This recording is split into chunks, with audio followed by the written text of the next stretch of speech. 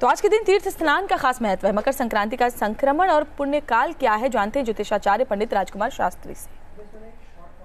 संक्रांति भारतीय संस्कारों में, भारतीय संस्कृति में, भारतीय पंचांग में अपने आप में बहुत महत्वपूर्ण त्यौहार होता है। संक्रांति का मतलब होता है संक्रमण।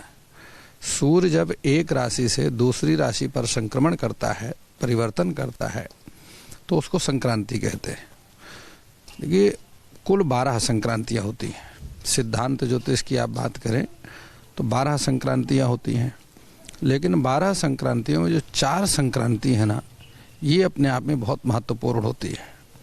पहली मेष की संक्रांति, फिर कर्क की संक्रांति, फिर तुला की संक्रांति और उसके बाद मकर संक्रांति।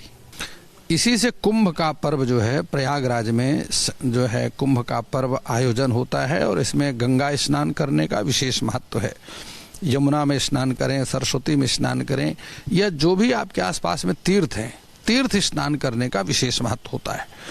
और इसमें सबसे बड़ी बात आपको मैं बता दूं कि तिल दान करने का, वैसे तो अष्ट महादान है। अष्ट महादान में जैसे नमक का दान है, घी का दान है, रुई यानी गर्म वस्त्रों का दान है, अन्न का दान, तिल का दान है, ठीक है नहीं।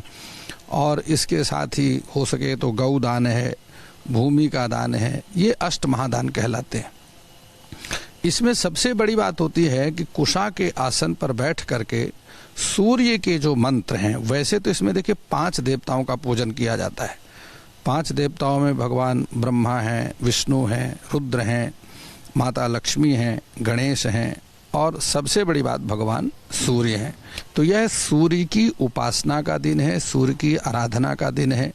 देखिए, जो विद्यार्थी पढ़ाई में कमज़ोर हैं, ठीक है, या जिनका सेल्फ कॉन्फिडेंस वीक है, या जिनको नेत्र की पीड़ा है, क्योंकि सूर्यः ग्रहाणाम पति, सूर्य जो है ये ग्रहों के अधिपति हैं, ग्रहों के राजा है, और चंद्रमा जो है ये नक्षत्रों के राजा हैं। तो इस प्रकार से पूरा जो विश्व है ये चंद्रमा और सूर्य की गति के आधार पर ही चलता है। पृथ्वी अपनी धुरी पर चक्कर लगाती है और भगवान सूर्य जो है वो सभी को प्रकाश देते हैं।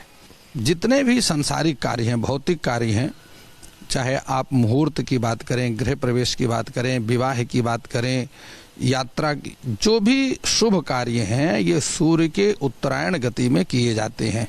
विवाह के लिए इसी दिन से सभी विवाह आरंभ होते हैं, यज्ञ आदि इसी दिन से आरंभ होते हैं, भागवत कथा आदि इसी दिन से आरंभ होती है, ठीक है नहीं।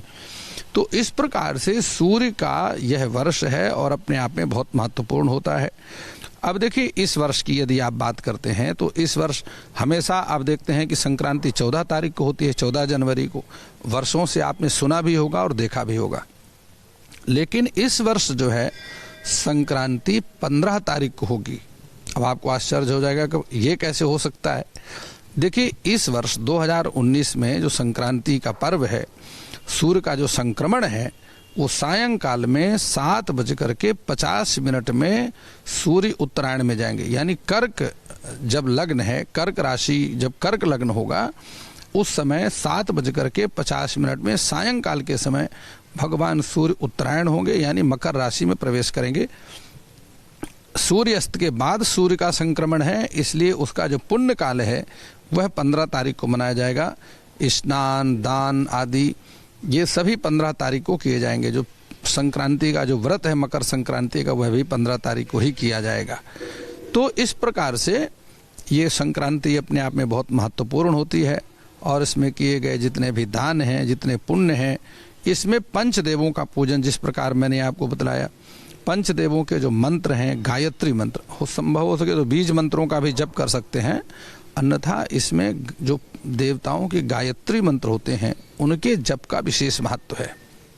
संक्रमण काल में जैसे गणेश की गायत्री है, एकदंताय विद्महे वक्रतुंडाय धीमहि तन्नो दंती प्रचोदयात। इसी प्रकार से महालक्ष्मी की गायत्री मंत्र भी है, महालक्ष्मी च विद्महे विष्णुपत्नी च धीमहि तन्नो लक्ष्मी प्रचोदयात, है तत्पुरुषाय विद्महे महादेवाय धीमहि तन्नो रुद्रः प्रचोदयात। भगवान शिव की गायत्री है। इसी प्रकार से ब्रह्मा जी की गायत्री है, वेदांतनाथाय विद्महे हिरण्यगर्भाय धीमहि तन्नो ब्रह्मा प्रचोदयात, ठीक है नहीं। तो शुभ मुहूर्त क्या होगा इसके लिए? देखिए, मैंने जिस प्रकार आपको पहले ही निवेदन किया है कि इसका जो शुभ समय है वो सायंकाल में, जो सूर्य की उत्तरायण गति होनी है वो सायंकाल में 7:50 से आरंभ हो रहा है और 2.25 घंटे का जो है एक लग्न होता है। लेकिन 1:36 दोपहर के 15 तारीख की, ठीक है नहीं, 14 तारीख की तो बात खत्म कर दीजिए, 14 की तो सायंकाल में 7:50 में सूर्य की उत्तरायण गति होगी।